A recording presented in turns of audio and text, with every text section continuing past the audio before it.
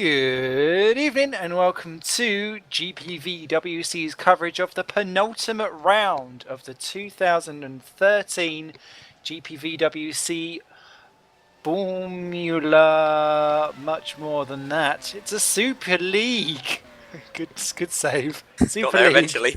I know. I was like, yeah, 2 days. I'm that far off the pace. I'm 2 days behind myself. It's a Super League coverage of the Japanese Grand Prix, everyone. And that's why I'm so confused with the world, because not only have I got Simon Melhuish on cameras, and my name too is Simon Smith, I'm joined back again by Oscar Hardwick. How you doing? Well, my body hurts, but minus that, I'm great. Now Oscar's not in the car this evening because he got himself off, didn't he, on track? Well, not in that sense, but yes. I've spent the day go-karting, trying out for my university karting team, and in the final race, I got mutilated in quite a big way by another driver. So I'm nursing a completely broken left side of my body. I can't really lift my arm very well, so I decided to let Ascari drive, and he's qualified pretty well, so no qualms about doing that. Awesome stuff. So yes, road to recovery. Hopefully, be back for the finale. Hopefully, although it's worth pointing out, if I do get put on the karting team, then this time in 2 weeks I have another test for that. So I'll probably hurt myself during the day again. Awesome. This could be high-speed self-harming going on here. But we've got... Yeah, exactly. We've got 2 races left to go, with this one included. And it is a 2-pony race between Lucas Euler and Ruud Heesterbeek for who gets this championship. I foresee it going down potentially to the wire. But in order for the Beak to get it going, he's got to get up the order because it was hiccup and burp at the same time. It was Lucas Euler that took pole position for this penultimate round. Heesterbeek slightly further back, lamenting on a slightly warmer qualification, I think, than what they were originally going for, the Nijo team. So, as warm-up comes to a close, any predictions or things that you think you might see going on? Well, I think a shout-out is worth giving to Jordan Weeks, who put himself 4th position on his return with Nordschen. And I don't know if you can cast your mind back to Super League at Spa, but the Nordschens, when they were running on a setup that Jordan had made, got off the line like goodness knows what. So I'm going to put it between him, Jim and Petter, who have been the best 3 starters of the top 5. Any one of those 3, I think, will get to turn 1 first, and it could leave either Euler or Heesterbeek down in the dumps, not quite where they wanted to be. Oh, that'll keep us very much amused. It's 53 laps as always. Not expecting any rain here. Strategy-wise, 2-stopper? 2 or 3. I found tyres a real pain in the butty for Formula They are. Attention grid, all non-essential personnel leave the grid now. Announcer does that, but it's a tricky one to call. I was talking to Lewis and Ascari prior to the race, and they're going on differing strategies. Ascari with one I suggested, and Lewis one that he put together earlier on. Wow. So it's tricky. I personally would have gone for the 3-stop because I found yesterday that running the option had a much bigger advantage to it. So, I'd imagine it's the same in this Super League where you can run the option for a few more laps as well because they're a bit more durable. That said, if you're running a low downforce setup, you can really get those primes working. So the people with the higher top speeds, I would imagine, will be going for the 2-stop, and people with higher downforce setups would, in theory at least, be going for the 3-stop because it's a faster strategy for their car. Well, we shall see how the insight plays out over the course of this 53-lap Suzuka Grand Prix. Lucas Euler leads us round on pole position for Simcraft Midnight Motorsport. Alongside him, Jim Paresis for Torrent Motorsport. Then Nijo's Ruud Heesterbeek got into 3rd in the dying seconds of quali, ahead of Jordan Weeks in 4th for Nordschen. So 4 different constructors in the top 4 positions on the grid, so great to see that, and good to see Nordschen back up there as well. Petter Kasa, 5th position for Torrent Motorsports, ahead of Alex Cooper, 6th for Midnight. Steven DM in 7th on his return back into the Nordschen seat as well, 7th. Tom Vandervoort 8th, so basically everyone else is teammates but behind. Lewis Redshaw back down to where he was in the earlier half of the season for Hawkeye in 9th, and Harley Hamlet again, good qualifying from him in 10th for ST. Can he keep it out of trouble though this time round? With Mikhail Tumala back in racing again at the top flight for Kernel Sport, making his debut for the Super League. Bart de Vos rounds out the top half of the grid for Green Stripes racing in 12th. Good job. Indeed, one thing I noticed, and it could be a graphical glitch on my end, but as you're running down the order there, Jim Paresis to me looks as though he is on the prime tyre. He is on the prime tyre. Now, did he qualify on that tyre? Not sure. Yes, he did. Well, if he qualified with that time on that tyre, well done Jim Paresis on winning the race. Awesome stuff.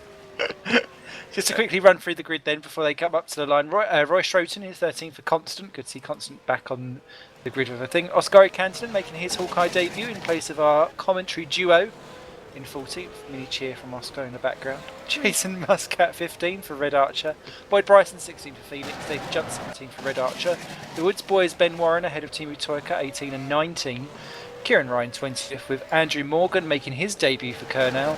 And Vinod Moodley, Mark Fuller makes up the grid 23rd for ST.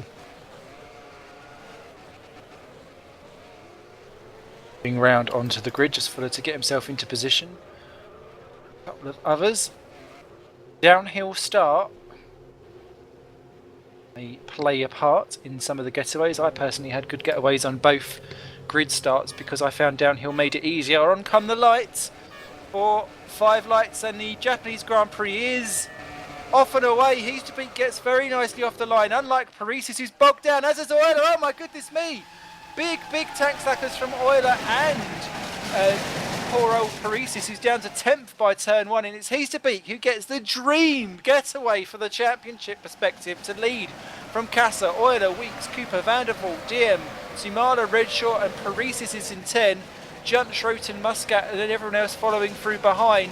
And it's Ben Warren who's off in 23rd positions backwards, slightly tapping the barriers, but I think he'll get away with it because his rear wing's still attached. But problems there for Ben Warren and for Lewis Redshaw, who smacked Tumala into Degner 1, somehow both getting away with it. Those Degners are brutal as they come round to the hairpin. Everyone's still facing the right way apart from Warren, who has got back going again. And it's still, he's to beat Casa, Euler, Weeks and Cooper, your top 5. Didn't see that one coming, did we? Not at all. And again, Euler seems to have, well, he didn't necessarily have a massively good thing going with the starts anyway, but he seems to have lost his touch with the starts as of late. Yeah, real problems. It was in the second phase as well, because it was like a weird tank slapper, as if he hit a curb or just went to go and cover the line and then realised too late he was going to smack someone. Vandervoort's got round Cooper in the 130R for 5th position. Beautiful move there by Tom, really on fire. And Redshaw dives through Tumala for 8th and 9th into the Casino Triangle, or whatever it's called these days. Paresis now on the back of Tumala for 9 and 10 down the hunt straight. Very difficult to go 2 abreast into turns 1 and 2, and Paresis is having a look at it though. Regardless, you can do it, but no, Tumala closes the door. Paresis has to think better of it. David Junt all over the back of him in 11th for Red Archer. And Jason Muscat goes around Bart de Vos for 14th and 15th. Hamlet had a terrible start, down to 16th to 2. So those were the ones that most affected. Ben Warren has not pitted at the end of lap 1, so he's continuing on despite having nudged into the barriers. Yeah, somewhat dramatic start, although without incident as such. Massively muddling, and I think Jim Paresis really paying the price for starting on those primes in terms of his ability to get off the line there. Oh, and Petter's down to 4th. Yes, indeed. Petter's dropped down to 4th. Jordan Weeks has gone through, and that was in the old... that was in actually Sector 1 that happened, because it was through before they got to Degner 1, so interesting stuff there. Deep in Turn 1, we're just hearing from commentary Secret Guru, Roy Schroten and David Junt side by side through Spoon. Junt comes out best on that one for 11th and 12th for Oskari Kantonen, now all over the back of Schroten as they come up to the 130R, and that's looking like going 2 abreast. Never a good move for the 130. Kantonen backs out of it. He's been lighting up all kinds of things in the Formula Challenge event. There's something going on further up the field though. It's Lewis Redshaw taking Stephen DM for 7th and 8th position. The Nord Zone down to 8th place. Tumada stays 9. Paresis, Junt, Schroten and Canton and all the way down to 13. Everyone else pretty much as you were, except Andrew Morgan on his debut side by side with Vinod Moodley for 20th and 21st down to 1. And Moodley gets back past Morgan, who tried to have a go at the Casino Triangle. Moodley runs out a bit wide, but Morgan's not able to do anything. And Moodley, well known for his antics, you've got to be careful with that one. Yeah. It's a difficult one to call at the moment. I mean, I'm aware of some of the strategies that people are running, and I cannot figure out for the life of me how it's going to figure out for them at the moment. Ooh, I shall stay in the dark. I like to be impressed as Bart de Vos runs out wide in what was 15th position. Through goes Hamnet, through goes Bryson, through goes Kieran Ryan. De Vos is going to stick it up the inside. Oh, contact between Ryan and De Vos. Hamnet off as well. That was Bryson running into him. And that was because Bryson smacked him, and Paresis is past Tumala going around the outside into Spoon for 9th and 10th positions. Oh, and who's that? Sorry to cut you off there. Warren's off again, sorry. Oh dear. The Woods Racing driver already last. That won't help him out at all, will it? As Weeks on Euler for 2nd and 3rd place. Where has Jordan got this pace from? Who knows? I mean, he's been sat down for most of the past fortnight talking to the likes of myself, Dave Carr-Smith, the normal suspects you find around TeamSpeak, and I mean, really, it was just talking him back into giving Superleague a go, because up to this point, it's not a lack of pace that's tainted Jordan Weeks' season in Superleague. It's the lack of reliability in terms of maintaining engines, brakes and whatnot. So if he can just pull it all together, I mean, this guy's got an absolutely fantastic car underneath him and a fantastic setup as well. Tons and tons of pace and legitimate podium contender for today. There's Timu Toika's off and is rejoined in 19th position, letting Moodley up. And Andrew Morgan's gone off as well, which has allowed Mark Fuller up to 20th. So problems there. But as Jordan continues to hound Euler, Peter Beek's not really pulling away. There's still less than a second between him and Euler. Weeks 3rd, then Casa 4, who's just done the fastest lap. Then it's Van der Vault ahead of Cooper. Redshaw, DM, Paris is still in 9. And there's only 5.4 seconds covering those 9 drivers. So certainly Paris is not out of it yet by any means. But returning back to what you're saying about... oh, hang on. No, we won't. There's contact between Fuller and Morgan for 19th and 20th. They have come out of it relatively okay though. But with Jordan Weeks as he hassles Euler, surely with setups and things like that, that dictates how you deal with reliability and so forth. So how does you as a driver throughout a race really influence that? Well, very nice example to make here at Suzuka is going into turns 1 and 2. There's braking causes the car to drift out wide and you want to engine brake far more than you should. These Super League cars aren't designed to have the engine braking done by over-revving the car, which is something that Jordan's done a few times and cost himself engines doing so.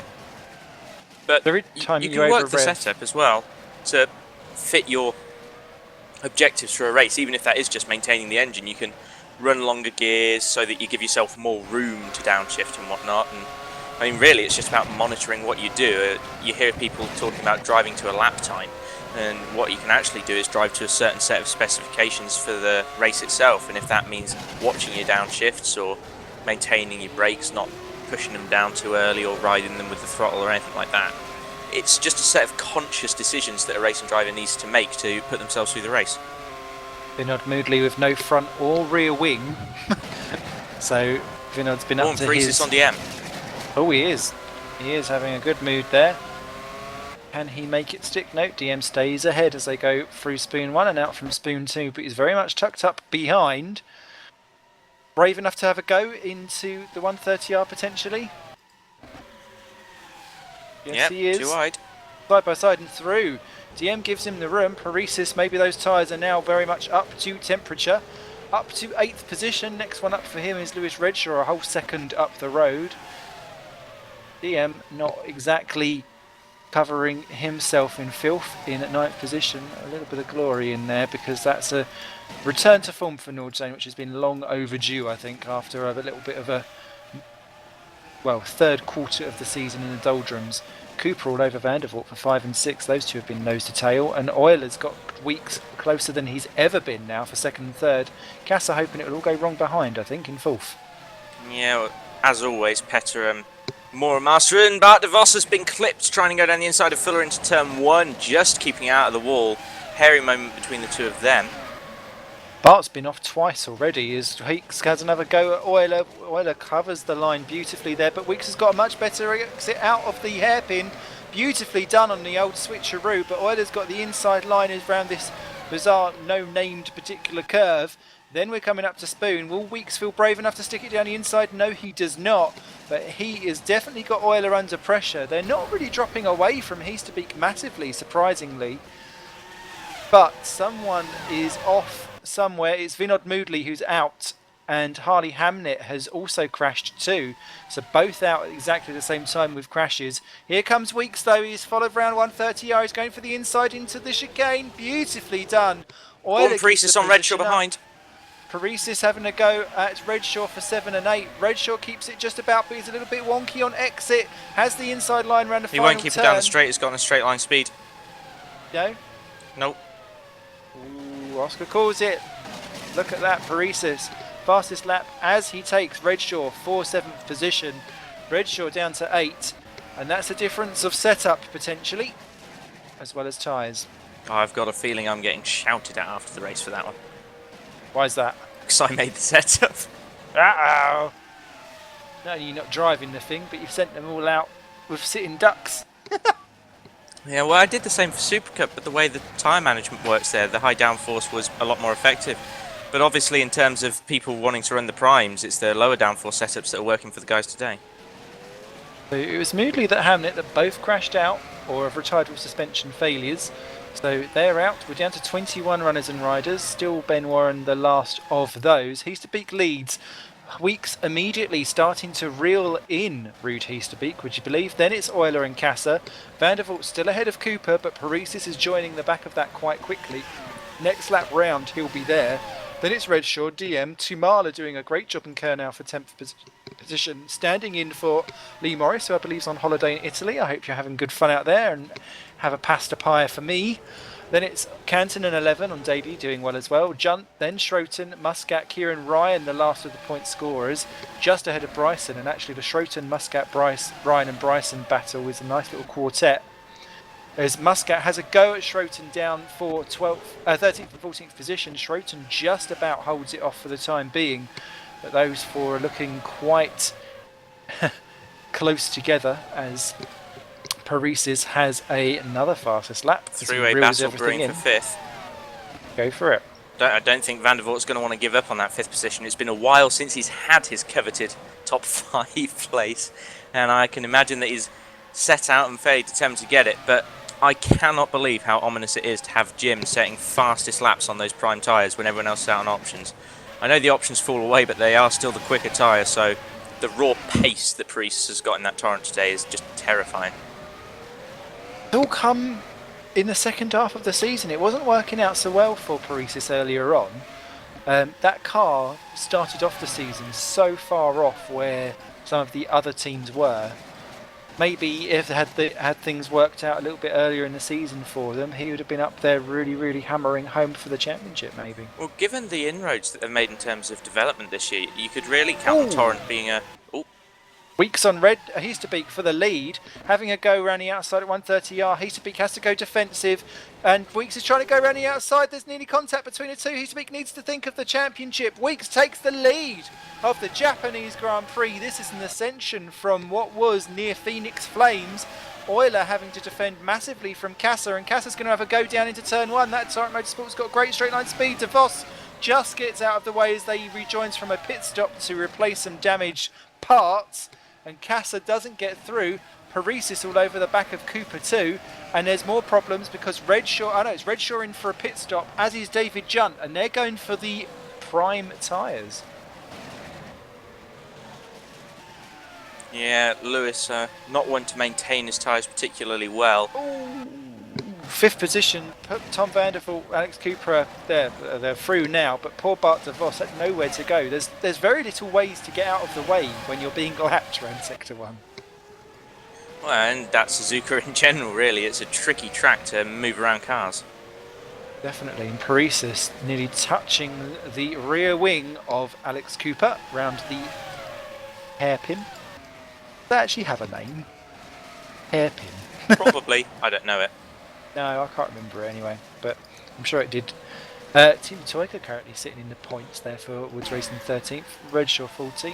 He rejoined just behind, so that's not going to do well for Redshaw because he's in traffic. Still 21 people remaining. DeVos 1 lap down.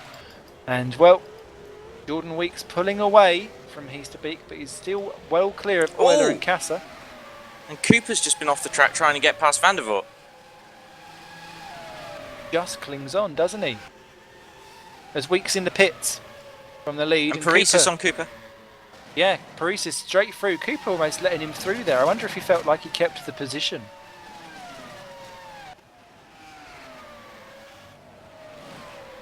The hairpin is called Bucake. No!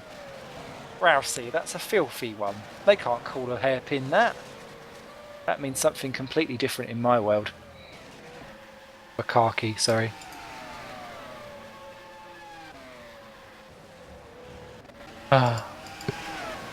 Anywho, lap 10 of 53. This has gone quick.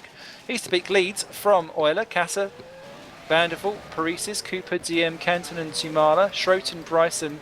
Jordan Weeks has rejoined in 12th position after his pit stop. Then it's Toyka, Ryan, Redshaw, Muscat, Morgan, Junt, Fuller, Warren and DeVos. And DeVos is off again in 21st position, but he doesn't look like he's really going forward either.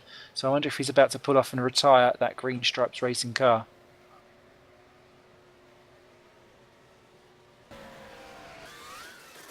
Are you there, Oscar? No! Oscar succumbed to his karting injuries. That's that. DeVos, I think, very much out of it. Redshaw stuck behind a Phoenix of Kieran Ryan. So he's really going to lose out in that battle between the top 7. Casa in from 3rd position.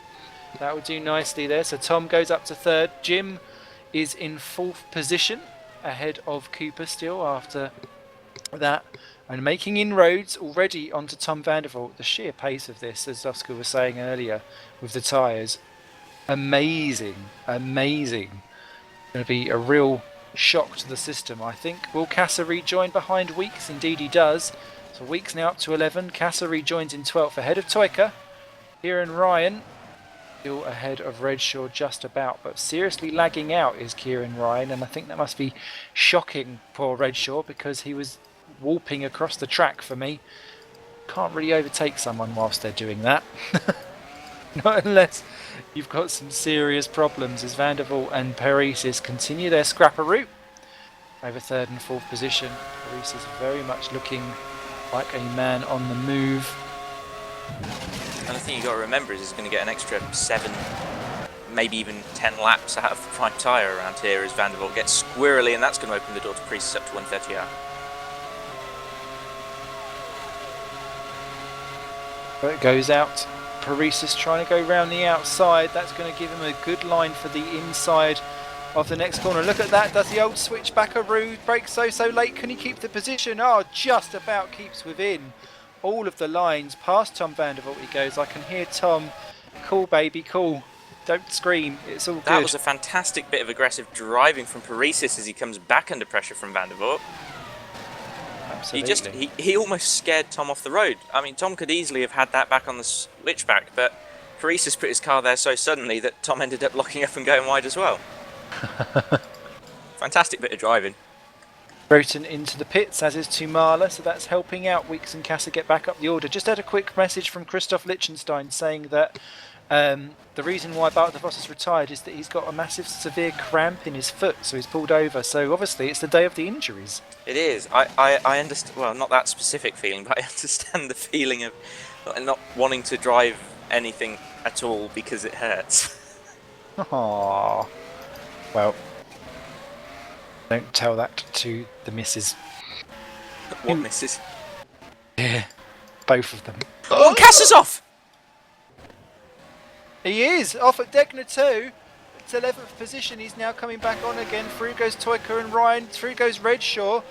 Are all the pieces on the car? Yeah, he didn't hit anything, but he obviously, the curb on the outside there, if you hit it, it bottoms out and you've got no wheels on the floor. It's like sheet ice, you go straight on. Seen that so much in all of the races here this week. What is the trick to getting Degner right? Because I certainly didn't find it. Going slowly. I'm not even kidding. I was, yesterday, just teetering around there, not even pushing it, and even when I wasn't pushing it, I still had moments. Oh, Toika in trouble, 12th position. He's been off, he's really slow. I wonder if he's gone off on Spoon, because Fru has gone to Marla, Casa, Redshaw and Ryan. That's a real shame there for Toika, because he was on for points, and he's shaking the car around as if he's clouted something. As, who's that? Cooper has gone, and Vandervoort have gone round Stephen DM for 3rd, 4th and 5th, so I'm not quite sure how DM got ahead of them, but he has now. Weeks has been back in the pits. He has indeed. Okay, Weeks, that's an interesting choice. Never mind about that podium then. Yeah. He's gone into the pits at the same time as Toika. Oh, drive-through. Drive-through, he didn't stop. So this is the thing. This is the thing with Jordan. Is so quick when he puts in the effort, but he still makes silly mistakes like that, or with the lack of engine management. Ben Warren's disconnected from lap 12 from what was last. Fuller and Toika into the pits. But yeah, it's such a shame. It's such a shame because it reminds. He's like our version of Grosjean. So all of the pieces are there. It's like a rough diamond that just needs to be kept on. But Vandervoort and Cooper so busy battling each other. Stephen DM is on the back of them for Nordzone, and DM's decided to pit. Very wise that potentially, because he was starting to be held up. Stop go penalty removed by live steward from Jordan Weeks. I don't know if he keeps collecting penalties. Oh, and Bryson's off in 6th position. The Phoenix driver. That's the first time I've seen a Phoenix in 6th place. Oh, and Redshaw on Cantonen. Cantonen and Ryan had a coming together that allowed Redshaw through on Ryan. So, yeah, team tactics, that's what we're going to call that one. And Kieran Ryan seriously lagging out again. The poor He's guy. got nothing on me the other week. No. And as they're all coming out, Stephen DM there comes out right behind Lewis Redshaw. So that worked beautifully for the Hawkeye team, because actually he would have been behind potentially had they have not had that coming together. Indeed. How very Renault. Bryson seemingly continuing on his way up in front now, despite the spin. I say up in front of this group. Jim's just having a bit of a lagging out session. He is still going. I think the server's lagging, you know. Possibly. There was complaints of it earlier. As here comes Cooper on Vandervoort for 3rd and 4th. Tom keeps the tighter line through 130R, and Cooper there nearly doing exactly what Paresis did to Vandervoort earlier on. And they're both into the pits. This is going to be a team tactic problem. And it's a very tight, narrow entry into that pit lane. You can get that one wrong as well. Who's going to be best of the rest? What's your bets? Vandervoort's going to need to take less fuel because that midnight pit crew are awesome. They've both swapped for the prime tyres. Cooper is away first. Ooh, yeah, you're right. Everyone put some Rupals on Oscar Hardwick. Paresis is through on the both of them though. So Paresis hadn't got round, well no, he did get round them on track, but now he's pulled out a lovely gap as Bryson pits for the Phoenix team at long last. As does Kieran Ryan. Oh, he's stacking! Oh no, it's not Jenga. Get on with it. I could just see Kieran sitting there going, come on son. What a shame, because this has been Phoenix's best run for a little while. And both Bryson and Ryan doing very well, but that will have dropped Ryan behind Andrew Morgan, who is now up to 16th for Kerner. Oh, and Redshaw just had a tank slapper of a moment through the first Degner. Do we want to place bets on who else will end up in that gravel trap? At least one of the Phoenixes. Okay. I'm just going to say 2 other drivers. I think we've not seen the end of Degner 2. As DM now holding up Petter Casa. Oh, and he's to be and Euler in at the same time. Now, can Euler do the same in his pit stop that Cooper did to Vandervoort in his own? It's funny because you don't instantly think, let's spend money on my pit crew, but he is away. No, Heasterbeek's got it, just about. He was a bit slow getting actually off the line, but he's done it. Heasterbeek's there. Where's Paresis? Paresis is coming down the home straight, but Heasterbeek keeps the lead. Will Euler keep second? Yes, he does. But Paresis is let loose up into third, and that's a net gain of about 3 seconds during that pit stop phase. And yeah, Paresis now third place. Cooper 4, Vandervoort 5, so Cooper ahead of Vandervoort after the pit stops. Then it's the Hawkeyes. Cantonen ahead of Redshaw. They've swapped back round again. Cantonen is on the red-rimmed tyres, but Redshaw's faster and he's trying to get through. Someone yelled to the teams to sort themselves out there. Kassler's 8, DM9 and Sumala still going for Nort Kernow in a very good job, 10th place. Weeks, Junt, Schroten and Bryson and Muscat are your point scorers as the Hawkeyes finally swap positions. Indeed, and in all fairness, it's interesting for me to watch Redshaw and Cantonen go at it because one of them is running my strategy and the other is running his own. Kieran Ryan's just passed Timu Toika for 17th and 18th down into turn 1, and I think Toika had a slight screen freeze because his car stopped and then all of a sudden reappeared in exactly the same place about half a second later, so problems potentially for Toika, which may have explained why he had problems earlier on, because our cameraman extraordinaire said he didn't hit anything, yet he was running very slowly. Heasterbeek, Euler and Paresis though, nose to tail. This could be a corker. Like I said earlier, Paresis has got so much more pace than anyone else on the prime tyre. Crazy stuff. He'll probably go for the options right at the very end as here comes Euler on Heasterbeek. Heasterbeek gives him plenty of room.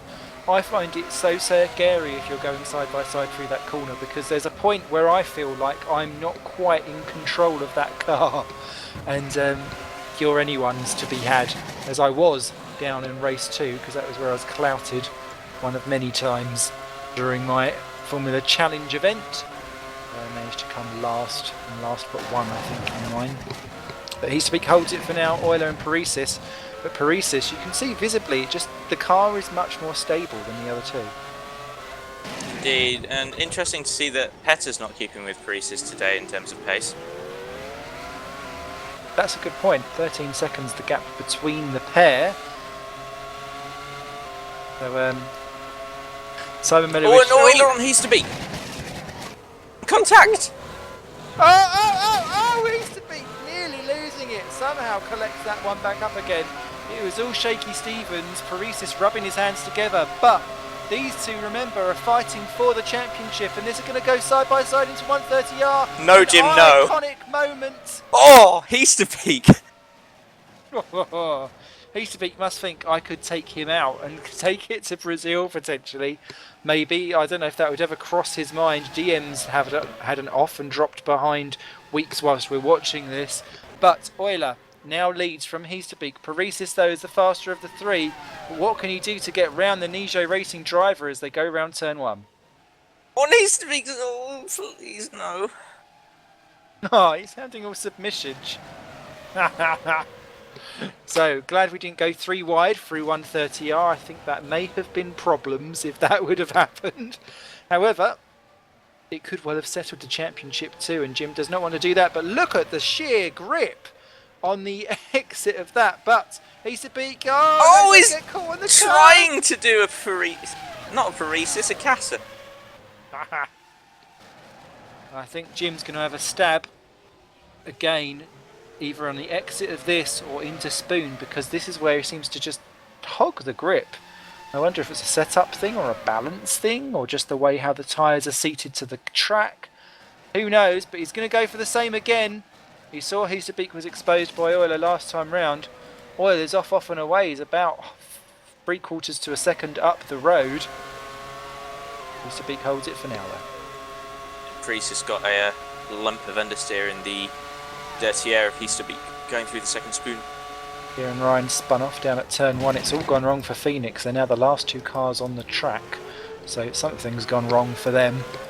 Whilst we watch this amazing battle between the leading trio, and Paresis very much in the toe of Heasterbeek. Heasterbeek takes a little move across, regains the racing line, because look at the sheer straight line speed of the Torrent Motorsport car. Can he get it stopped? Only just, using all of the curb.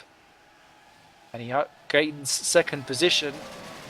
Easter has been debeaked. Indeed, and Paris is just... It seems as though it's just seal clubbing the rest of the field at the moment. Aww.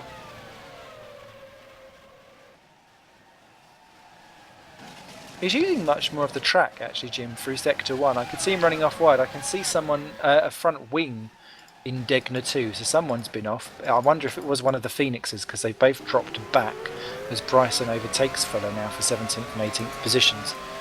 No one else has pitted, so I assume that was a Phoenix front wing. Here comes Jimmy. Take out the championship leader. Also want to keep an eye on is Petteron Kantonen further back. That is true. Kantonen's doing a very good job in 7th and 8th positions. Paris right on the tail of Euler. Look at that. He had to pull out early. Down to the inside. Can he get it stopped? Just about. Beautifully executed there by Jim Parisis to take the lead for Torrent Motorsport. Euler now down to second. Hiesterbeek still in third place. Parisis going defensive. Weeks on Tumala for 9 and 10. He takes Norge Zone versus Kerr now, so that's good for them. And Kassa has got round Kantonen as well. Kantonen fancying a nose back through as they come down to turn 1, but I think Kassa's got the inside line and will hold the position just about. Kantonen knows when to give up there. So 3 moves all in the same corner on the same lap. Poor Ascari is running a setup I made that's 10 kilometres an hour slower than the Torrent car, so he's not got much hope in the straight line. No, but hopefully it will give him the grip around the corners that will maybe give him the advantage through the lap to keep ahead. Also, worthwhile noticing, Cooper on Redshaw for 4th and 5th. Redshaw was not the biggest figure in qualifying, but it certainly come through to him in the race itself. And Cooper really having to defend from Redshaw now. Vandervoort is now having to defend from Kassa and Kantonen. So the Torrents, the Hawkeyes really come alive on the longer runs. Yeah, it was an interesting idea just to split the strategy a bit on the two of the Hawkeyes today, and in terms of this being Ascari's debut and quality of driver being just that bit higher when you hit Superleague as opposed to in Formula Challenge, he's doing a fantastic job of making it work. Are you upset because I said a mean thing about Formula Challenge? No, I was just going what, because Redshaw went round the outside of Cooper on 130R to take 4th position. So dear. the car with the least straight line speed just overtook the car with the most straight line speed round the outside of a flat out corner. Yeah, oh the fastest corner on the track. Complete logics. Someone's gets me the calculators. I think me and Lewis need to have a sit down and a talk after this race. Vandervoort though still holds up Kassa and Kantonen beautifully. Still a big shout out to Tamala. I think he's doing a grand job for that Kernow team. Morgan actually is busy hunting down Toyka for the final point, having had the Phoenix duo both implode. But everyone's still on the lead lap, so that's good to see as Tom, Kassa and Kantonen really battling away for 6, 7 and 8. Very interesting to see how that gets on, and the fact that Hiesterbeek is still shadowing Euler but not really having a go yet. Of course the championship can be decided Kantonen. here. He tried doing to Petter what I did to Petter on my debut. That not a good move. No, it would involve multiple forms of back penetration. Oh dear. Petter still hasn't forgiven me. That... Can we translate that as deep tissue massage? Something along those lines. And the Kassa once again on the back of Tom Vandervoort. Vandervoort there looking unsettled in 130R, and Kassa so much better on the grip. Gives him just about a car. Oh, Ascari. Never mind. Yeah, Ascari taking an alternative line through the corner, but Kassa all over the back of Tom. Tom has gone to the inside line to hopefully take the path of least resistance down through turn 1, or at least the least radius. Kassa goes to the outside and has to back off. Good defensive driving there from Tom. But Kassa, with a car that appears to be faster and faster in a straight line, going to be all uphill, I think, for Tom to keep that position for now. Yeah, but hats off to him. He's doing a fantastic job of holding back a car that is on what we can only imagine is the same setup as the car that's romping off at the front. So Tom, Kasser and Kantonen battling out. Jordan Weeks is now joined onto the back of this quite quickly, and Mikhail Tumala is also catching onto the back of this, so we could have a 5-way Vandervoort train quite happily. I want to give a shout out to Amala actually, to Amala actually, because you know I wouldn't have expected him to have such a strong showing based on his super. Kasser and Vandervoort side by side through Spoon. Sorry to cut across you there, but Kasser has done the job. Now he's got to make sure that he can get up the hill. Very brave indeed. And look, Kantonen's going to go for it too. Is Tom going to lead? Oh, 3 wide! No! And now they Oh, look came at out of Jordan! that. Oh, Kantonen. Someone has decided to grow him some testes very, very quickly. He's done some fantastic moves in Formula Challenge, and now he's mixing it with the big boys. Vandervoort's trying to slipstream back through and go around the outside. Oh, so tightly packed. And look at Vandervoort round the outside. That's a beautiful move there. Kantonen almost now going to be done by Jordan too. Suddenly everyone's come alive, and that is the calibre of racing we have here on Super League. Yeah, and Kantonen there just getting shunned a bit by the guys that are more used to these cars. He was braking and giving position into turn 1. You just don't do that in Super League. You make them work for it, and Kantonen gave those 2 positions away there. But I suppose you've got to think, I'm in it for the long haul.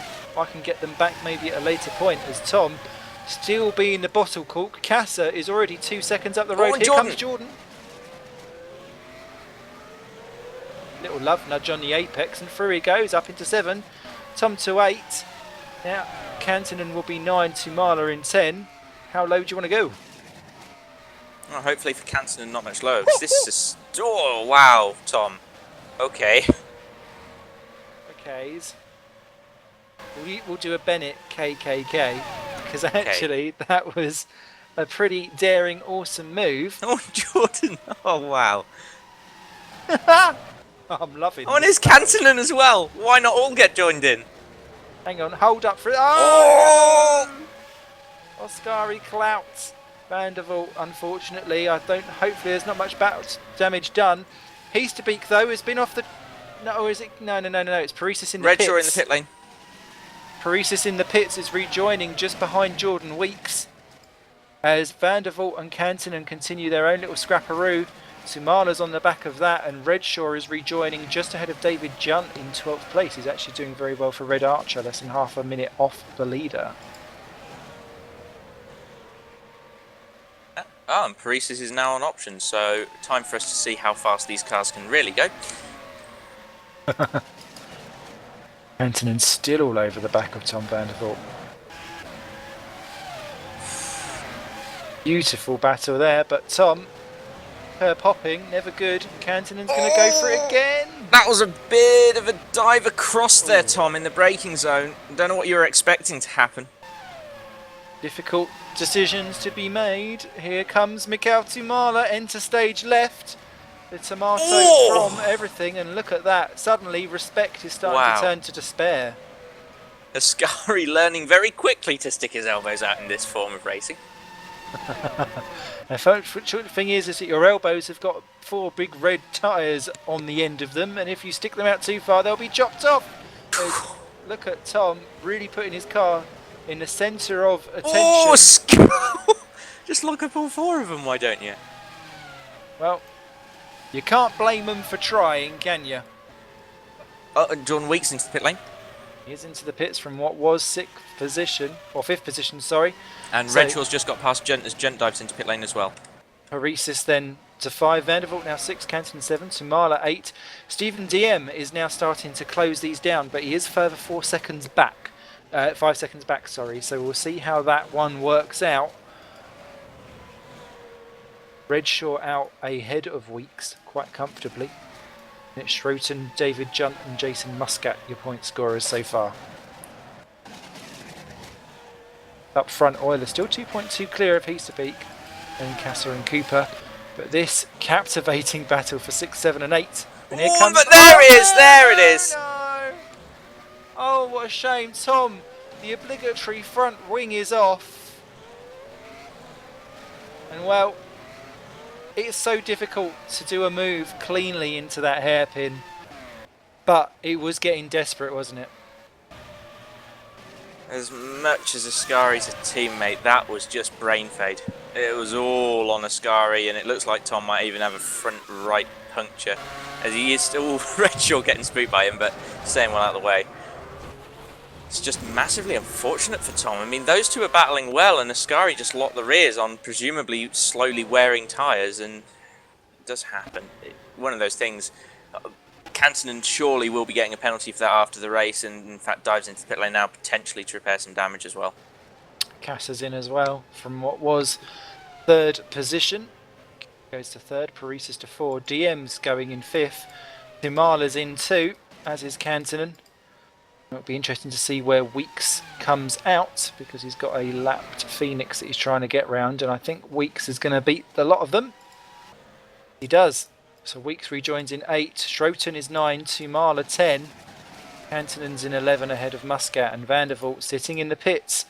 Going to do well to rejoin ahead of the Morgan-Toyka battle as Toyka spins it in 16th position, catching onto the back of Andrew Morgan, who wants to score on debut, and Toyka, that was a lazy spin in the Woods Racing driver. I think he may need a quick cup of tea in the pit lane.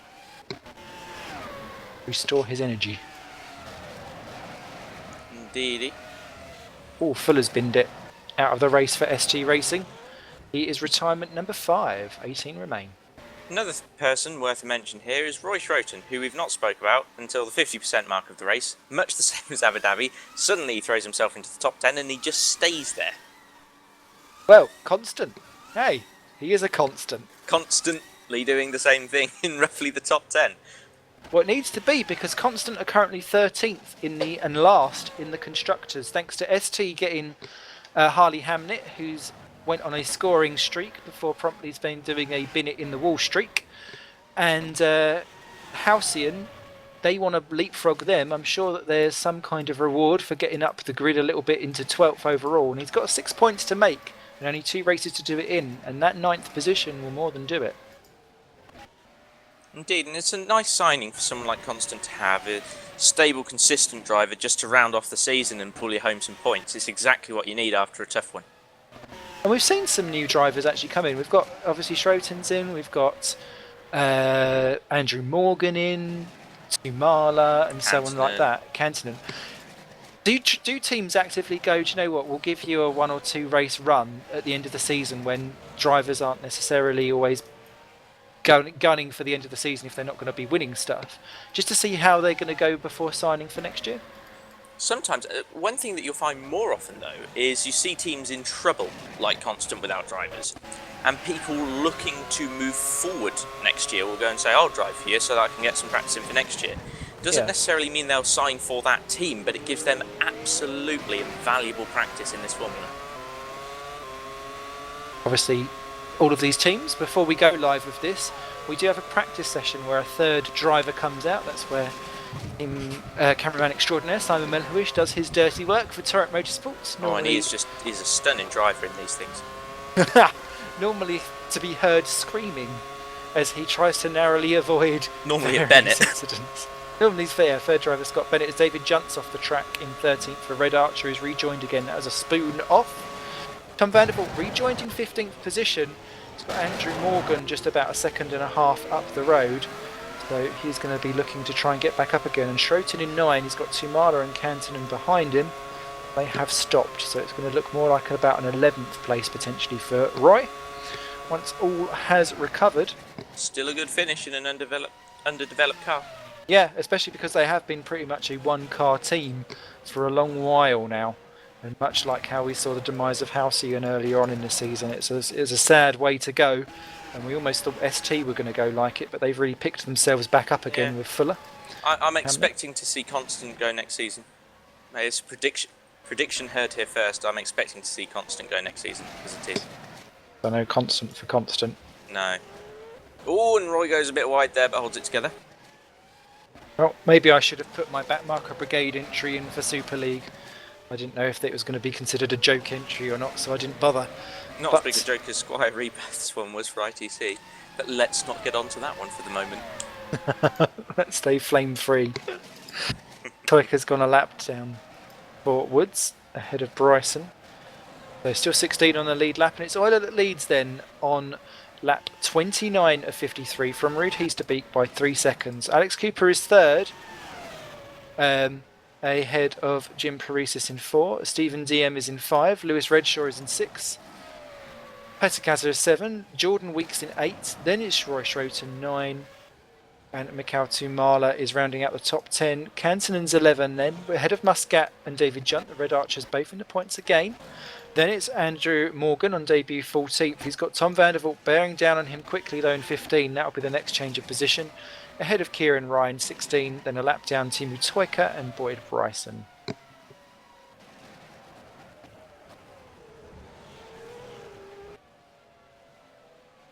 Any surprises so far, Oscar, as Morgan pops into the pits? Cooper's a surprise to me. I didn't expect to see him so strong at this stage in the race. I mean, we've not spoken about him for the past half an hour because he's been so quiet, but he's currently running around in a very comfy third. Yeah, having disposed of Tom earlier on, that seems to have set his pace alight. Oh, also Stephen Diem, who had a mare of a race last time out, absolutely storming around at the moment. Actually, as a case in point, Alex Cooper, unknown where he's going to be for 2014, even if he's going to be at midnight, if he's going to be anywhere else. As a driver whose future is pretty much unknown, do you go for sheer speed? Do you go for consistency? What do you want to show as your main strength as DM Pitts from 5th position? I honestly don't think that Alex has anything to prove. I mean, he's got a Drivers' Championship elsewhere at GPVWC already this year. He's had a multitude of podiums in Superleague against, potentially stronger opposition in terms of driving talent. He's put himself out there as a very strong driver. Even if Midnight don't choose to keep him, which given their other options, unless for whatever reason they're managing to get hold of one of the other proper frontrunners like Ruud or Lewis, for instance, Lewis being a possibility for Midnight. I mean, I can't see why, for them, getting rid of Alex would be a logical idea, because Alex is just very good. Maybe they could put in Fiddick, but Fiddick's still going to take a good few rounds to get up to the sort of pace that Alex has been able to put through the middle and now this part of the season. We saw them try out Fiddick a little earlier on in the year for a couple of races, didn't they? And he debuted 4th at Spa. Any real difference? It's strange because it's like it reminds me of like when Sauber put in Nick Heidfeld in place of someone, De La Rosa, in 2010, and it's a team that's going to pretty much get roughly the same results regardless, and so you kind of think, well, nothing's really changed, and it's proved that actually they're both doing fantastic jobs, and that you'd be all right either way, kind of thing. Yeah. It would obviously be nicer on a sort of spectator standpoint to see a new driver put into one of the top teams, where, you could argue that at the moment, Midnight, Torrent and Nijo look stable in their current driver lineups. I mean, we already know that Vandervoort is going to be staying at Nijo next year, and it's safe to assume that Jim and Pet will stay. Hold on. Sorry, that was just my oohing because Jason Muscat spun at half spun at 130R and has let through teammate David Junt in the process. Yeah, battle over 12th and 13th. Sorry, continue on. Oh, Timala's in the barriers down at turn 1. That's unfortunate. 11th position. He's still got everything on, but he had hit. He's got a left rear puncture. Yeah, through go the Red Archers. Or yeah, I think it's left rear. That's a real shame for Timala. I hope he comes back for Interlagos because I think he's going to struggle to be in the points by the time he gets that baby back. Vandervoort coming up on his stricken car.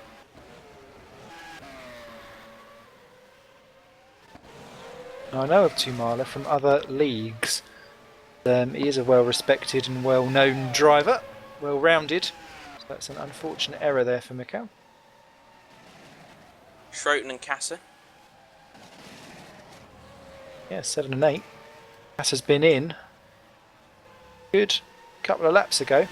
But Kassa had a 138 on lap 29, so he's had an off somewhere along the line because that wasn't a pit stop, because he'd done that 3 laps previous to that.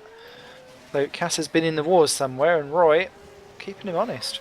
I think it's one of those races where Kasser's just not practiced. And you know, Kasser, when Roy dives into the pit lane, but Petter will always let everyone know when he hasn't practiced because it makes it all the more impressive when he does well. But today, really, given the state of the car and the setup, he isn't. He's still doing a decent job, but it's nowhere near as good as we know Petter can be, and a bit of a disappointment when you consider how well Jim's doing.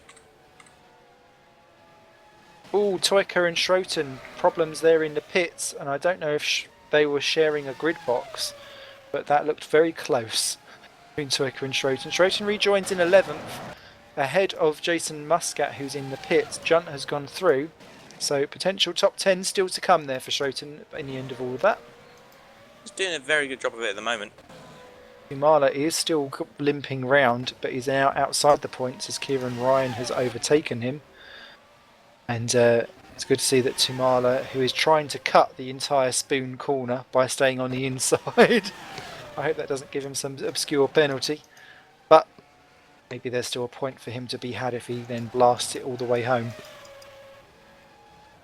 Reese is just 3 seconds behind Cooper now for third. So, Jim, unusual pit strategies. Let's see if it will work out for him, because for someone who looked like he was going to absolutely rip a new hole into everyone, he's in fourth place.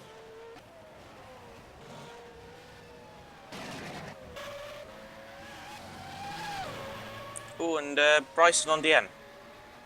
Not for position though. No, unlapping himself. What's your view on unlapping yourself? I think if you're quicker, why not? Simple as. Like, in all fairness, our factor will recognise you quicker. If you're not getting the blue flags afterwards, then fair play. If the other guy's getting held up, then he should have been going quick enough to not hold you up in the first place. Yeah. So it's a tough old world out there, and you've got to take advantage of what you're given. Crikey. Bring you in for third world debt. Timala's made it into the pits and has rejoined in plumb last, as Toyka has gone through and taken 17th. But there's still maybe a point or two to be had there, so Timala's back out racing hard, which is good to see. 2.4 the gap now between Euler and Heasterbeek. That's slowly closed in a couple of tenths, but this isn't enough. Heasterbeek needs to be ahead of Euler for this championship to continue on to Interlagos.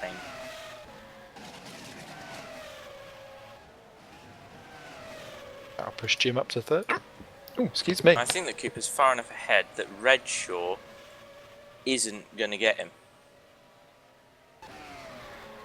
Oh, maybe he will. Yeah, Do you have a move strategy? Judging by where your traffic is?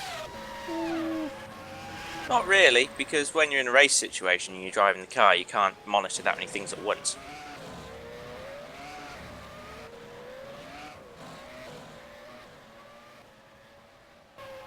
Out beautifully ahead of Jordan Weeks, who's still in 6th. Yasser Oscari, DM and Junt, your top 10 currently at the Minimo. Perfect job from Ascari to be in the top 10. Just a little shout out there from my end. Sure he doesn't keep taking out other cars. Yeah, well, the Hawkeye reserve drivers do enjoy getting themselves a 5-place grid penalty on their debuts. I did it, but Mike Bell did it, and now Ascari's going to do it as well. So nice ongoing theme we've got there.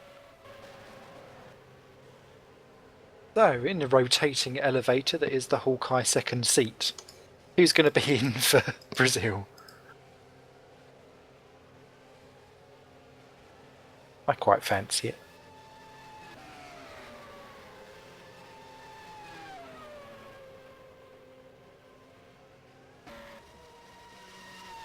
So, Heasterbeek rejoining from his new pit stop in 3rd place. Nicely into clear air there. That's put Paresis up to 2nd, but 20 seconds behind Euler.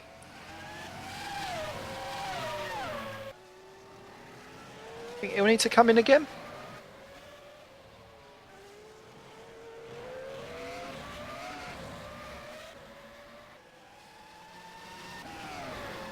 Knows. I personally think that Oscar is currently having mini relapses into unconsciousness as Muscat's off at Spoon again, but as Regia still keeps 13th position. Tom van der Voort all over the back of Roy Schroten for 11th and 12th. This is for actual position. They're the last unlapped cars, would you believe? Only 12 on the lead lap. Some races we have almost everyone on the lead lap. On others we have very few, and this looks like it could well be a very few because we're only at 65% race distance. Indeed.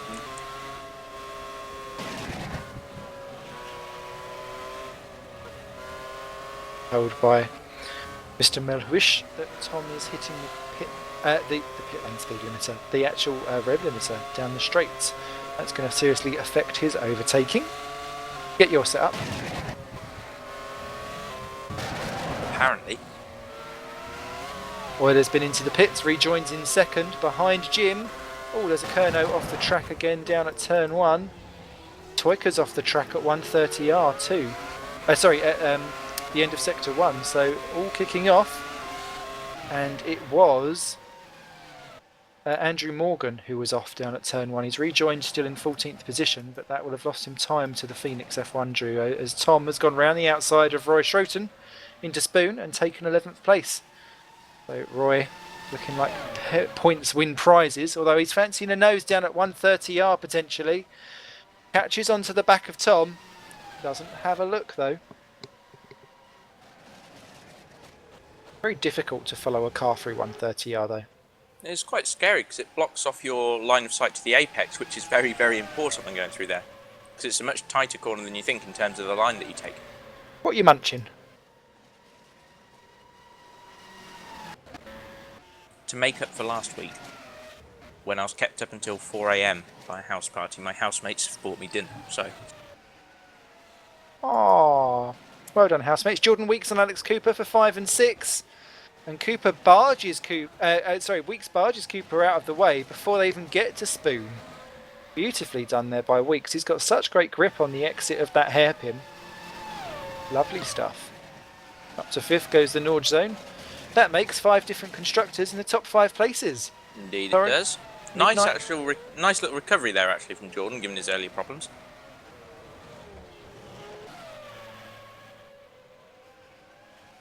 Another thing worthwhile pointing out. Everybody now, I reckon, has another pit stop to make. Look at who's leading.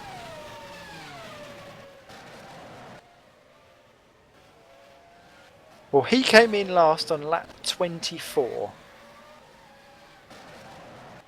So he's made those tyres go quite a long way. I think he'll be the first one in of all of the people left to pit. But if he's going to go back onto those options, we know that he's pretty much unrivaled on that tyre. 3 seconds is the advantage that he's got over Euler. He's doing a stunning job again. It's what I said about Paris. He just does have a little something else in this last quarter of the season. Hey, and Lewis in 4th. Go, Lewis. Aww.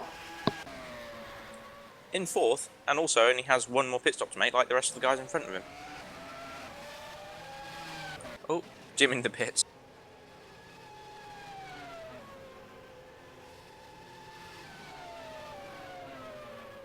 So Jim nearly losing it on his way into the pits on the grass, looking very ragged. He had a 3-second advantage over Euler.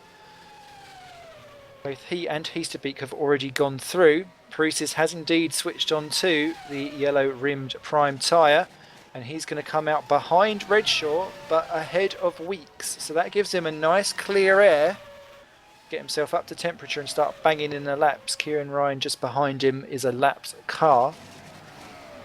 Crucial stuff there to get clear air on this stop. Very true.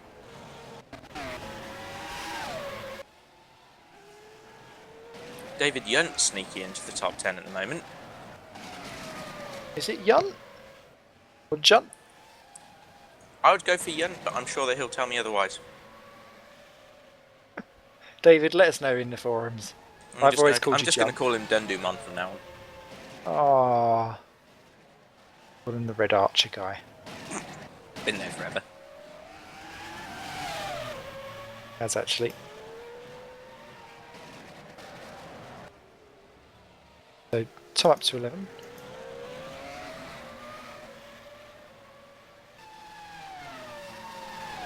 Shout out to Morgan, still in the points, 14th position for Kernow. Sorry, I cut you off there.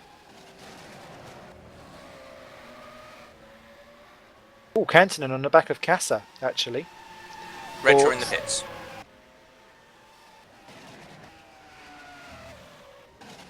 Casa and Cantonen 7th and 8th, going through 130R. Cantonen on the red-rimmed tyres has the advantage potentially. Casa cuts him off beautifully into the chicane. Redshaw ejecting Cantonen himself in the pits. from the pits just as Cantonen enters in. So Hawkeye Bay's busy this lap. That Hawkeye coordination. Bass. I can Not take hand-eye credit for at least half of it. Hand-eye coordination, not Hawkeye coordination. Toika's in as well after a very slow lap. He's gone 2 laps down actually for the Woods Racing driver. So problems may be there for Timu. No one else has found themselves into that Degner 2 gravel trap yet, so I'm a little bit disappointed. I'm waiting. Boyd Bryson in 2 from 16th position in the Phoenix car. Still just a 5 retirements. Mark Fuller crashed out lap 24. Ben Warren disconnected lap 12. Official, he's put it on Facebook very angrily. Bart de Vos parked with cramp problems on lap 9. Harley Hamnet and Vinod Moodley both crashed out exactly the same time, but one had done 6 laps and one had done 5. Yeah, shame. A few too many usual suspects in the DNF list again.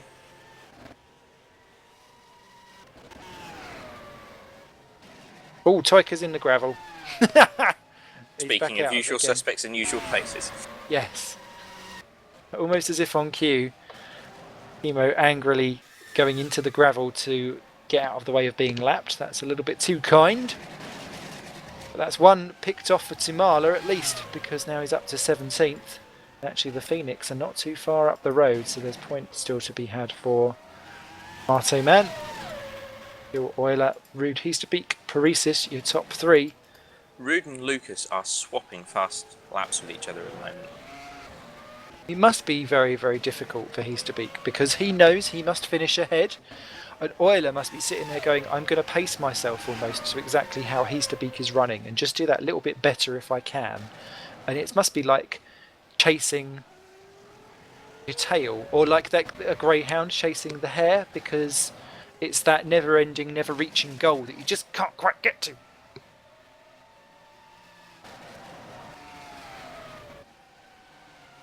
Another thing to point out is Petter actually got the jump on Redshaw through the last round of pit stops.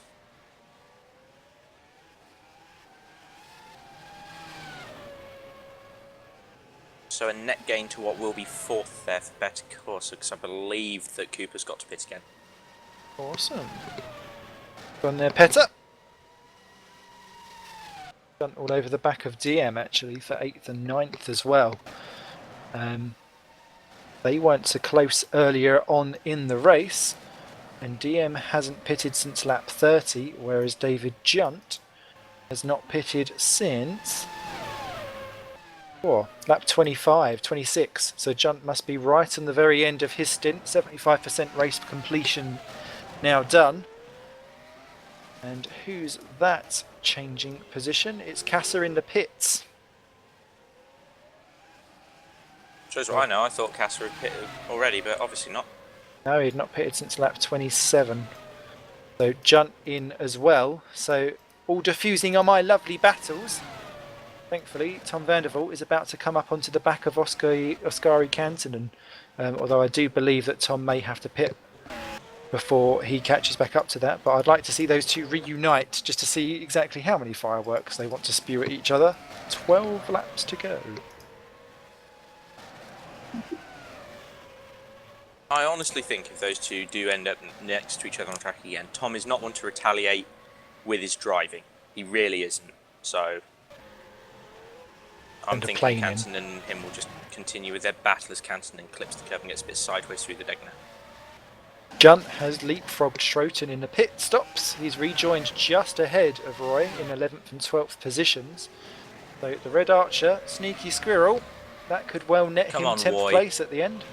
Come on, Roy. Jonathan Wassey. No. Have to be nice to my teammate in Super Cup. Aww. Well, you won the title, didn't you? I did, Abu Dhabi. And then I think I'm only 6 points behind Giuseppe going into the final round, so that'll be fun. So, as Casa and Canton have their little mini scrapperoo, you've then just talking all about Oscar for a minute whilst we do this. I'm sure you'll be amenable to that. What is the difference between driving the Super Cup to driving the Super League in real terms? As actually Canton and having a go at Casa, I would be surprised with that. Battle for a minute. Yeah, go for it. He's going to look to the outside. Oh, he's getting hairs on his chest trying that one. Oh, is he going to do it? Oh, yes. That was a brave move. I wouldn't have done it against Petter. No, beautifully done. Very beautifully done. Well controlled, and they gave each other plenty of respect and room there. Canton up to 8, Casa with cold tyres down to 9. But yeah, back to the Super Cup Super League difference. The sarcastic difference is the Super Cup car feels like a pile of lots of things I'm not allowed to say on the stream, and the Super League car is really nice to do. Oh, hello, Dundu's done something wrong. He has. He went off at the very last of the S's, and that Timu's out. Yes, he's crashed it. Oh, Timu. Poor Timu. I have to play the Timu Ah, it song. looks like he's gone off at the Degner. I saw wings at the Degner. Yay! We win. Overall, pretty much. Drinks all round. But yes, sorry, keep going. So, yeah, the sarcastic difference is that the Super Cup's not as nice to drive. And Toika's actually gone off at the hairpin. Interesting choice of leaving the track. On the slowest corner. Yeah. Yeah, strange stuff there. But so why is it not as satisfying to drive? What is the difference? Wheelbase is shorter, mechanical grip is non-existent, and the power delivery in the Super Cup car is much more immediate than in the Super League, so you end up getting much twitchier setups. That mixed with the shorter wheelbase means it's generally a bit twitchier.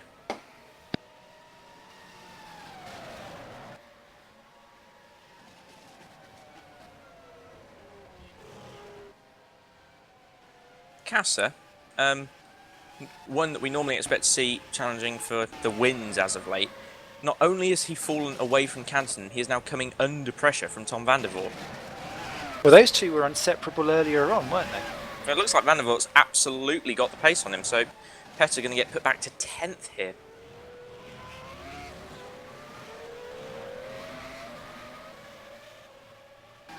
Tom's not pitted for a very long time, actually. He pitted on lap 27.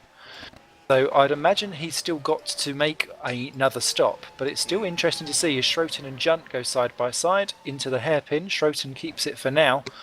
But I've got a funny feeling David Junt's going to have something to say about it into Spoon. He pulls out to have a go, but Schroten's got the balls on him for now. That one could run and run for a few more laps, I think. Roy is a brave little steering wheel warrior. Steering wheel warrior. Goes to a weekend warrior. Yes. Thursday night warrior. But that's not the ideal line through 130R, and Junt is through before they even get to the corner. He cuts him right across there. Aggressive but fair. Gives him the space of a car's width. Junt up to 11. I don't think Schroten's done yet. He'll get his nose right up onto the exhaust pipes of Junt before maybe pulling out and taking a stab through down into 1. Oh, Junt's got it covered. And that could very well be 11th position signed, sealed and delivered for him. Just got a message from David Fiddock, so he can take the flak for this if he's wrong. Has said to me that if he's not mistaken, if the results were to stay as is come the end of the race, then Midnight would be the Constructors' Champions. That is correct. That is absolutely correct. There's 56 points between Midnight and Torrent at the moment, because Nijo are down in 3rd, and there's 64 between Nijo and Midnight.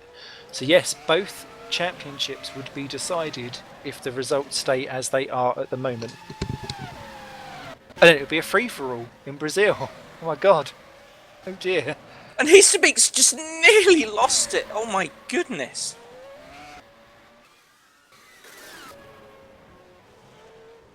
And Paresis has had to pit. He's under pressure from Cooper.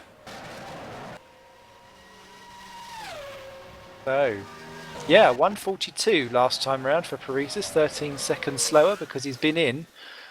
Possibly, we'll soon see. But yeah, Cooper all over the back of him for third and fourth positions. Redshaw's none too far back either, a few seconds back. 6 to be exact. The Paresis needs to get those tyres up to temperature if he has stopped. Get raring.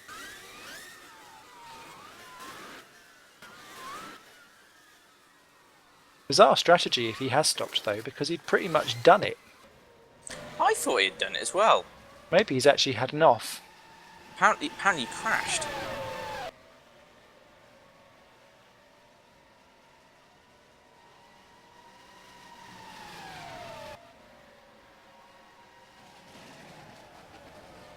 So, yeah, apparently a couple of laps ago he's gone off somewhere. Thankfully everything is still intact, but that is Cooper having a go out of the final straight down towards turn 1. That Midnight is so not normally the guy with the straight line speed. Torrent has dialed their car in to be the streamiest in a straight line. Kieran Ryan, not always everyone's favourite backmarker, is sitting right behind them. He may get himself into the mix too because they're slowing each other down, and Ryan looks faster than the pair of them at the moment. In the Phoenix, he's out of position because he's had an off earlier on. Stay back, my friend. He's unlapped himself before. So as they go, and Paresis a bit wobbly out of the exit of Degner too. He got onto the curb. Cooper may have half a stab here. Either that or he'll set himself up for a good exit. It's interesting you spoke about what Cooper needs to do to make himself look good for next year. Tell you what, passing Paresis at the end of the race, that'd make you look pretty good. That is true. That is very true. Perfect bits and bobs to be said.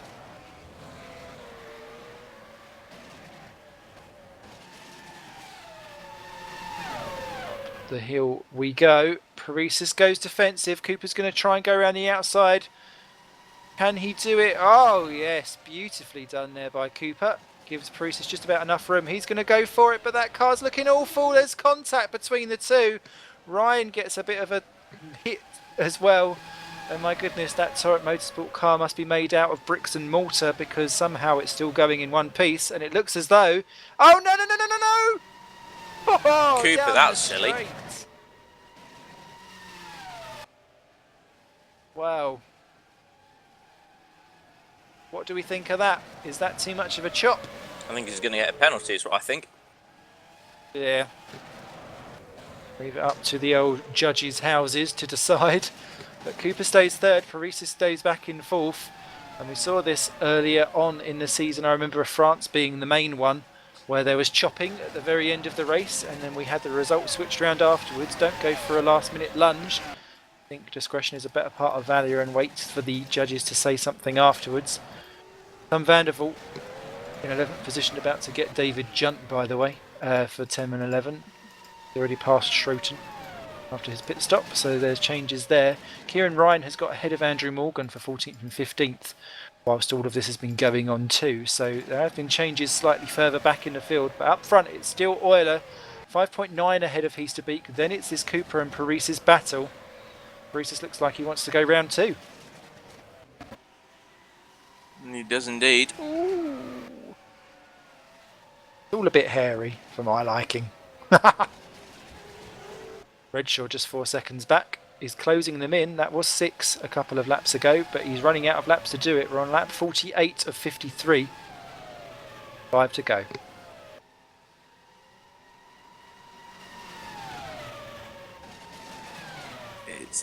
It is getting a bit close for comfort, isn't it? Visibly see how Paresis is able to take more speed through each apex. Brake slightly later, the car looks more nimbler. But he's clearly worked these hard compound tyres to perfection. But it's just, for whatever reason, not worked out for Jim at all. It's like Seppi Ranieri. He's got the prime tyre figured out as well. He's not necessarily much better than anyone on the option, but stick him on the prime and he just makes us all look silly. As Paresis!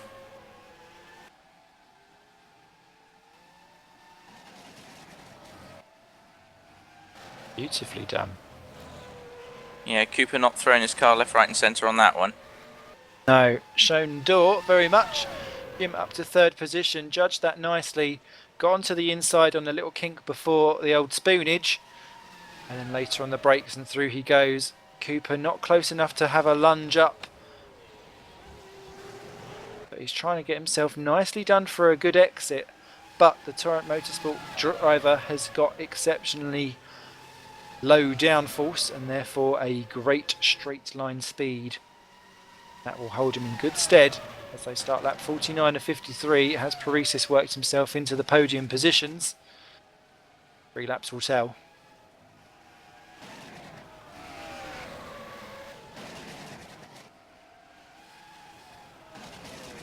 It'll be interesting to see whether or not that has worked out for him.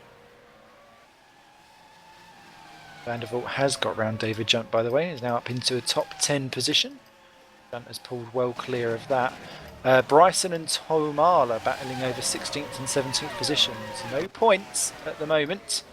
They'll need someone to retire for it to be, but Lucas Oil is just coming around to lap them for the second time. So they need to be wary of the fact that our leader is about to get them, because they're busy having their own scrap. Tomala pulls over nicely and gentlemanly gets out of the way. Great driving from him. Boyd Bryson is not doing the same before they get to turn 1 because he's got a decent advantage. But that will make things awkward. Oh no, he gets out of the way and Tomala's going to go for it. Side by side into the S's. That's not going to work. Bryson keeps the advantage for now. Tomala trying to stab through each one of those S's, which are so tricky because one leads beautifully into another. And if you get one of them slightly wrong, you are so disadvantaged for so long in the lap that you lose time like a ham and fist. Oh, Degner overtake. Bryson nearly off.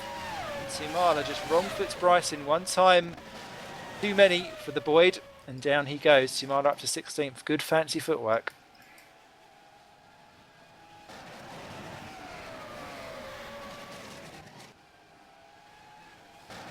Weiler 4.7 clear of Heasterbeek on lap 50 of 53. Paresis not pulling massively away from Cooper and Schroten. Schroten is disconnected. Coming out from Spoon. That is a real shame. He had for the same issue driver. yesterday. Unlucky. Really? Yeah. Oh. But it's one lap too early, sadly, because that's going to push Tomala up into 15th position. Oh dear. So Not what Constant needed. Not at all, because they need 6 points to overcome Halcyon, the defunct team. Get them out of last spot. Almost like a Caterham-Marussia battle. We all know that Constant potentially are, well, they are the better team because they're still bloody going, but they're just not quite able to get past those fluky earlier points that Halcyon had, courtesy of, I think it was Adam Rouse earlier on in the season, who done wonders in that car. James Shepherd pulled off something that was in every sense impossible and got a good result at Hungary as well.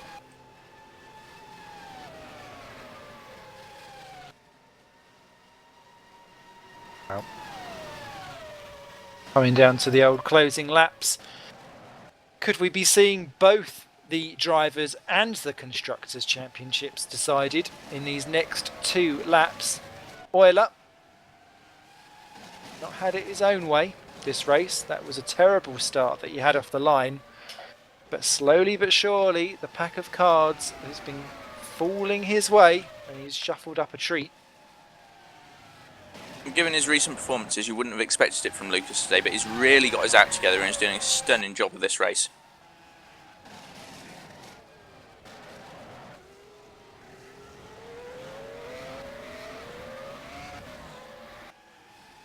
Also being informed that if Rude is to continue on in second, then Lucas cannot win the driver's title here.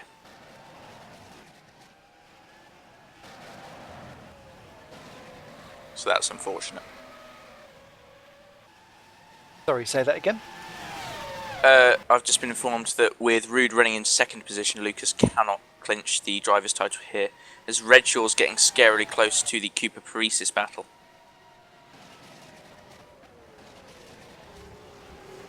Oh, Muscat's had an interesting time.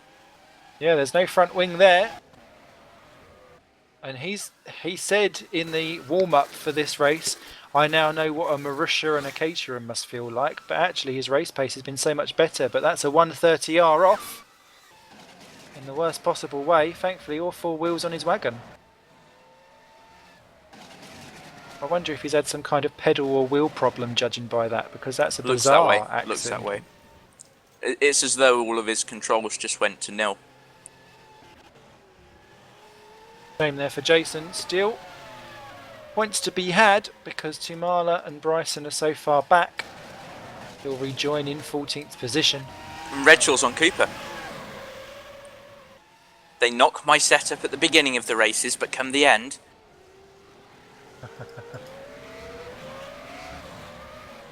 Well, will Cooper resort to choppy? Get himself an NVQ in food prep. He shouldn't need to, because he should be much quicker in a straight line than Lewis. About the grippage.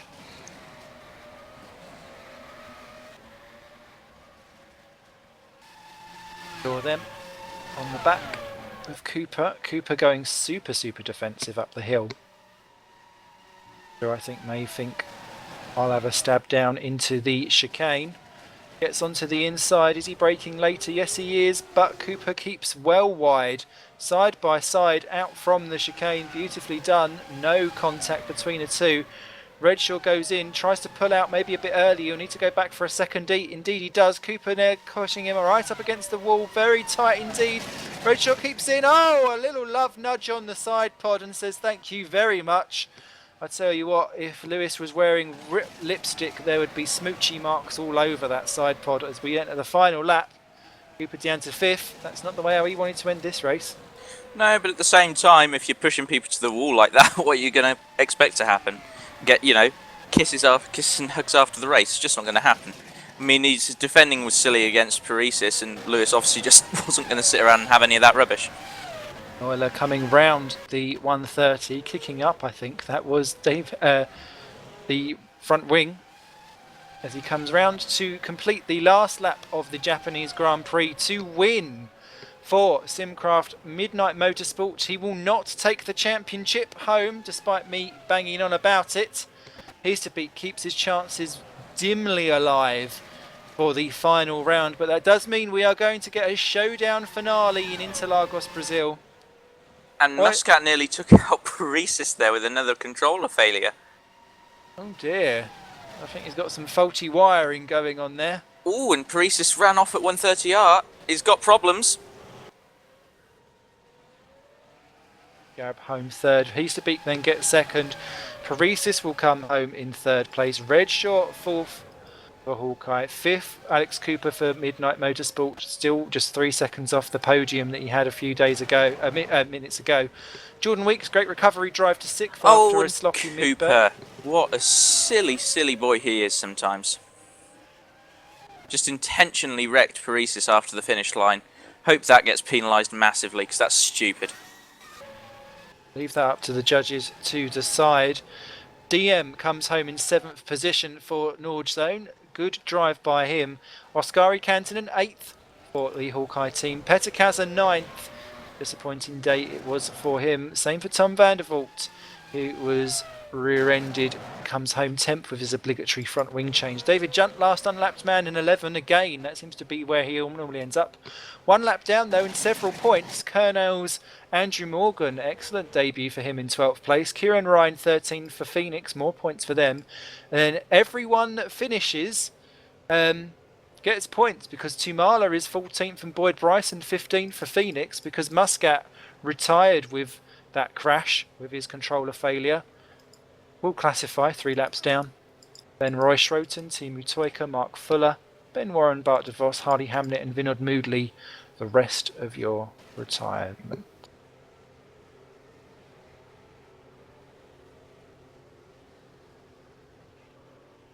What were your thoughts of that one, Oscar?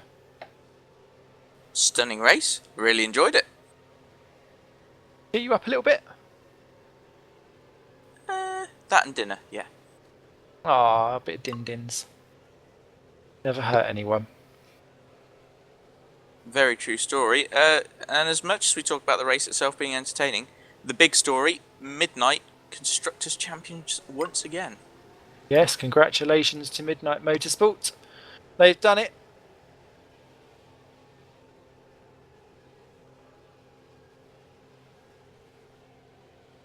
Being informed provisional Constructors Champions by our man behind the cameras.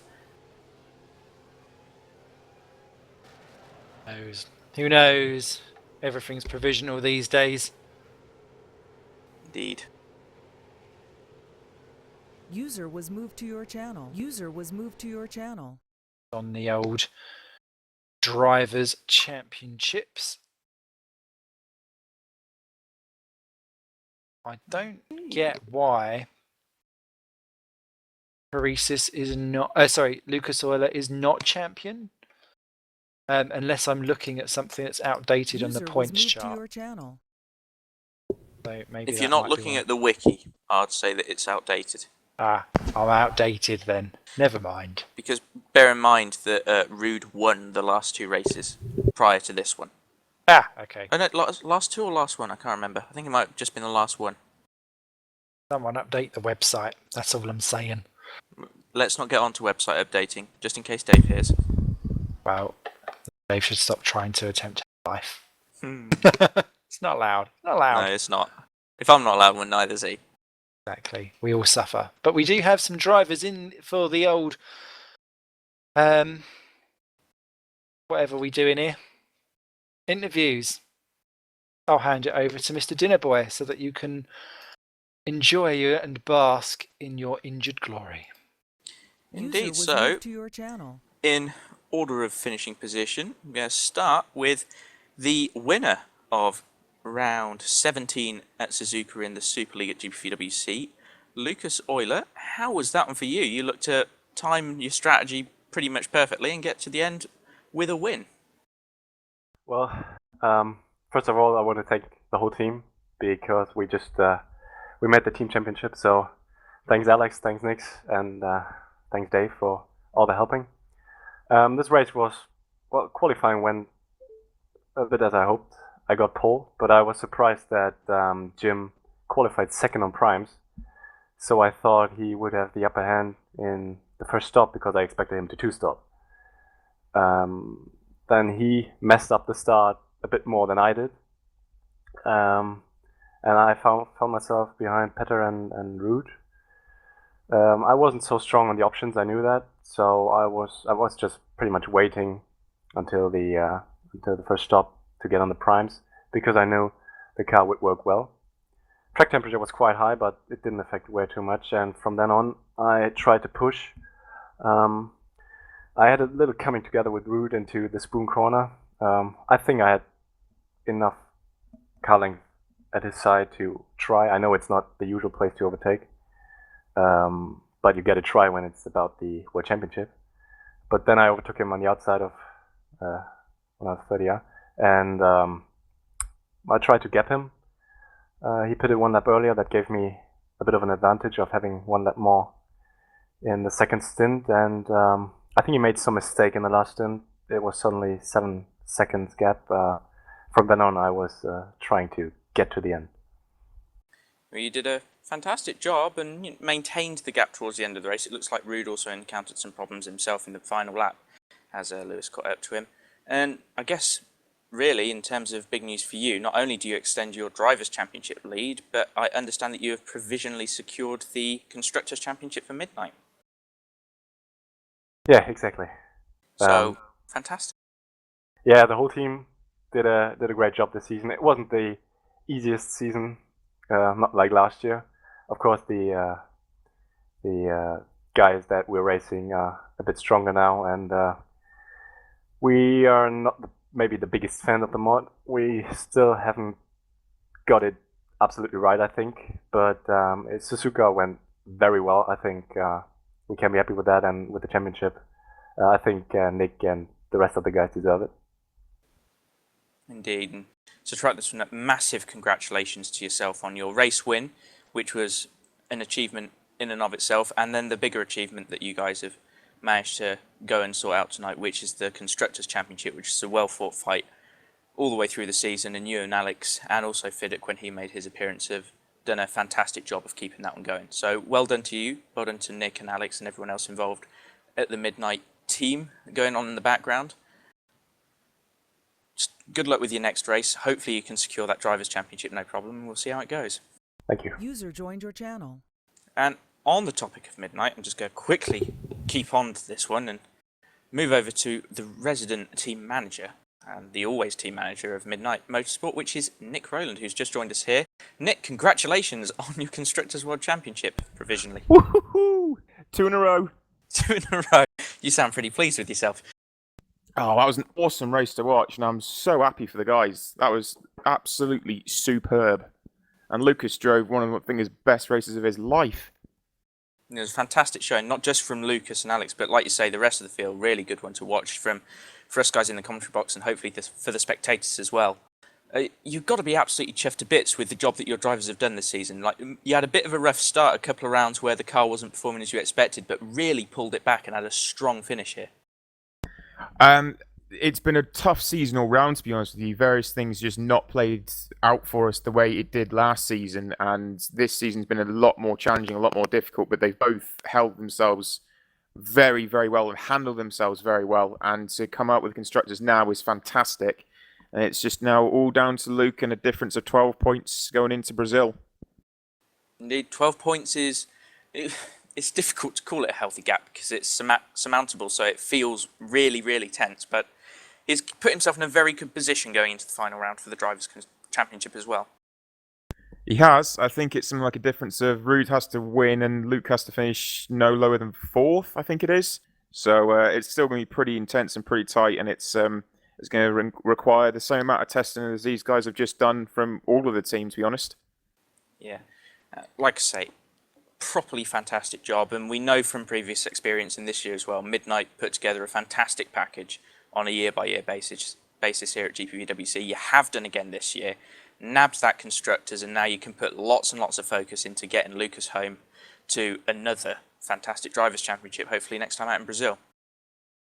Hopefully so. I'm looking forward to Brazil massively, but I'll tell you what I'm looking forward to even more so now. Amsterdam! Oh, indeed, GPVWC Day coming up. I believe that's 31st of November, 1st of December, over in Amsterdam. Everyone's going to meet up there and not be drunk whatsoever. That's a lie, everyone's going to be drunk, but besides the point. Anyway, thank you very much for joining us, Nick. Congratulations on your Constructors' World Championship that you've secured yourself today. We love Thank you very much. Roland. Right, so moving back to the action from today, and our third place man, Jim Paresis of Torrent Motorsports. How was that one for you? That was maybe the worst strategy plan for me I ever had to start with. I was originally going for 4 pit stops, believe it or not, but when I saw the others what they were doing with their options and primes, I changed to a 3-stop strategy, something that I never tested. It was very different the tire wear I had in practice with this in the race, but anyway, it was a hard race, of course. I think I had the pace if I had the right strategy, but as you saw, 10 laps before the race I got off. Indeed. One thing that I want to bring up with you in particular is your qualifying performance, because I believe that you put yourself 2nd position, was it? And that was on the prime tyre. Yeah, as I said, I knew I had the pace. Yes, I was the only one on primes, I think, at least for top 10, and I lost the pole only for 25 thousandths, I think, of Lucas. But strategy was the worst thing ever. Sometimes it happens. Either way, you did come home with a strong 3rd position. Looks like you had to coax it home a bit at the end there, a bit struggly, but fantastic job from you, and obviously continuing your run of good results for Torrent at the moment. Yeah, it seems after all that 3rd place is not that bad. After my hit on the 10th of the last lap and the fight I had with Alex, otherwise it was a good race. Indeed. Congratulations once again on your 3rd position and another great result for Torrent Motorsports. Thank you. Okay, moving on to, I think it's fair to say, relatively surprise fourth place there. Lewis Redshaw, properly storming it home at the end for fourth. How's that one for you, mate? Hello. We didn't expect that, did we? No, I honestly, I looked at qualifying, I thought 8th if we're lucky. Yeah, I obviously didn't get the lap together in qualifying. Wouldn't have been much up if I did. Lost a position at the start, and we weren't seem to be going anywhere. I couldn't catch anyone, and I knew I was lighter. Then we pitted, and we came out about 12th, I think it was. So I was just expecting to be in the top 10, sort of. And I knew that when I finished my second stint, we were really quick, pace-wise, so I caught up with it. And then when we got into the final stint, I just said, I'm 7 seconds behind Alex, I might as well just try and go for it. So I did, and, that was quite a nice overtake I did on him in turn 1. Didn't really plan it at all or anything like that. And obviously finished just 0.4 of Jim, so that's a fantastic result for the team. Yeah, and speaking of the team result, Ascari Kantonen on debut getting an 8th position from a 14th place qualifying. Maybe you just had the race set underneath you today. Oh, blah, I didn't even check to see. But yeah, that's fantastic. You did a really good job then. So 4th and an 8th, and if you consider then that, I believe that means that you outscored Nordchen, not by much, but you did outscore Nordchen. That's another fantastic one for the championship. Yeah, indeed. I don't think it's going to be enough, but we'll see what happens in Interlagos. But never know. I'll try and not be broken and battered for that one. Yeah. Well, if Ascari's that quick, mate, you don't need to come back. Thank you very much. Problem. Anyway, congratulations on that race. Really good fight back through the field, and everyone was very impressed with it come the end. So, congrats. Well done. Thank you. Okay, still got some more people in the commentary box. I'm going to move to Jordan Weeks now, who, I'm going to get this wrong, I'm sure, but finished 7th position. Disconnected from your I channel. finished 6th. 6th position. Yeah. So, see, I did get it wrong. I was expecting to. So, how was that race for you? Because obviously you had a very dodgy start and some drive-through penalties to deal with, and had to fight back, as it were. The race actually went on better than I thought, to be honest. I had a great battle with Lucas and Rude at the start. I was going to say, you accidentally led for a bit, didn't you? Yeah, I led for a bit.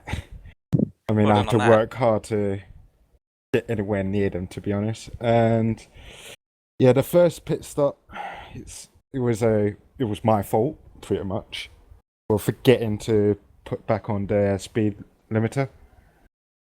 So that took away 15 seconds. So yeah, the rest of the race, it was just stay on track and stay consistent, and that's what I've pretty much done. Yeah, well, lots of talk prior to the race about your return to Super League, and obviously a brief hiatus from driving, but all seemed to really go relatively well, minus the drive-through. Yeah, if I didn't have that drive-through, I'd imagine you'd have been there with Lewis at the end. No, because there was like 6 seconds ahead. So if I didn't have that drive-through, I would have been in front of Jim, who was around 6 or 7 seconds ahead. Yeah, so again, fantastic, strong comeback for you in your return to Super League. You got to think good of that, and hopefully you'll see more of you in the future. Yeah, you definitely will see me. Well done on your fantastic race result and a good qualifying as well. Yeah. Thank you. Moving on to the last guy in the commentary box today, and with my heart in all the wrong places here, Tom Vandervoort, you've just got no luck. No, not at all, it seems. After Monza, it just went all down the shitter. Frank. Yeah. I'll give you hugs. Oh, I really want hugs now. So, we saw what happened with you and Ascari, and as a teammate to Ascari, I've got to say nice things, but he was fairly obviously at fault, maybe not intentionally so, but you always just seem to have your car in the wrong place at the wrong time. Well, the thing is, maybe this is biased from my point, but a lot of these drivers just dive bomb with no kind of thought or caution for the driver they're overtaking. Basically, when one of the Torrent guys passed, I just had to move out of the way, or it would just have clashed into me. If that's the way to overtake, I mean, that's not racing, right? It's just, I feel it's the wrong way to overtake. And what happened with Ascari is, he was on the option at the point that we were battling, And I feel I was putting my car in the right places all the time because he couldn't get past, but he was constantly already nudging the rear of my car, with it ending in him just clattering in my behind, which caused me to shoot on straight in the hairpin. I got a puncture and I lost my front wing, which basically ruined my entire race.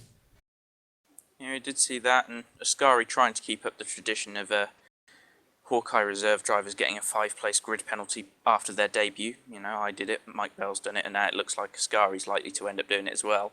So, I can't believe it, to be honest, because you showed so much pace at the start as well. You were running up as high as 4th, I seem to remember, so real potential for good results, and just again, bad luck and bad driving from others causing you utter despair come the end of it. Yeah, it's for me. It's really getting, I'm really getting fed up now because I qualified, well, not too bad, I guess, 8th, but I had a great start. It was already up to 6th after the first corner, and got my way up to 5th and 4th. So I really had the pace to keep going, and after I had a couple of guys behind me, mainly Jim, Alex, those guys, and at the moment Jim went for the dive bomb into the last chicane, I just lost out to all those guys. I could keep Alex behind pretty well, but midnight pit crew, he just overtook me in the pit lane like no effort, and he was faster there, so I lost contact with him. But I was fairly certain I could easily go for a 5th, a 6th, maybe even a 4th position. Yeah, and then Oscari happened and completely screwed up my strategy. I think I can call myself lucky. I got 10th in the end, but it's I almost have no motivation left to even try for Brazil. I know I'm gonna do it anyway because I can't miss racing, but at the moment I just really don't feel like doing it because it's going so bad all the time. And every time I think I've got the pace, and Root shows we've got the pace, and last race it was Petter, he tapped me around and I got home in 11th, and now it's Oscari that taps me into the wall and I get 10th. It's just really frustrating. Well, crying shame that you had another shocker. Hopefully there can be some redemption come the final round of the season.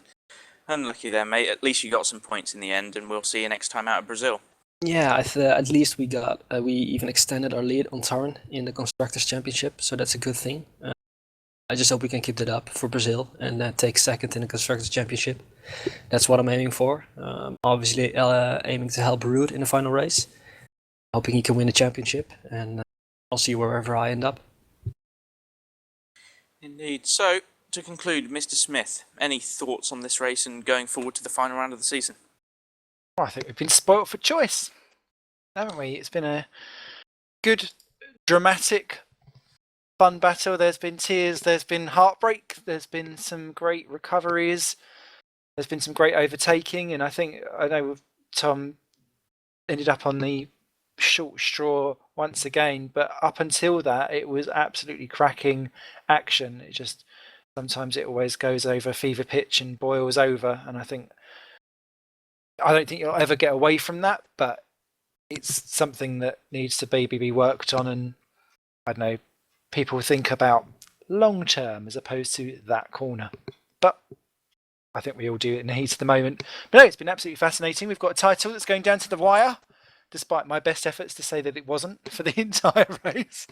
It's been a pleasure and a privilege to have you injured. I do hope that you're better soon, though. I should be fine. Good stuff. Left or right hand? I'll cope either way. Okay. Phew. That's all I needed to know. That was all I needed to know. I will rest tonight in peace afterwards. But anything from you before we sign off? It's been an absolute pleasure once again, Simon, and I hope that everyone gets a nice final round in for the season next time out. Yeah, we'll see you back for Interlagos, Brazil, which is our final in 2 weeks' time. We'll be with Formula Challenge on the Tuesdays, Super Cup on the Wednesdays.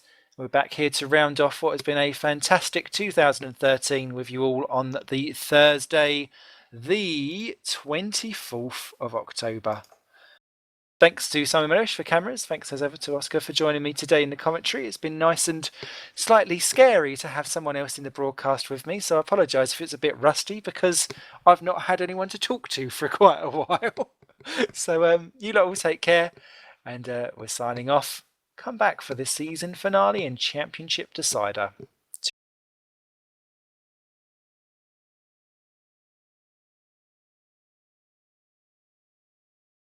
User left your channel.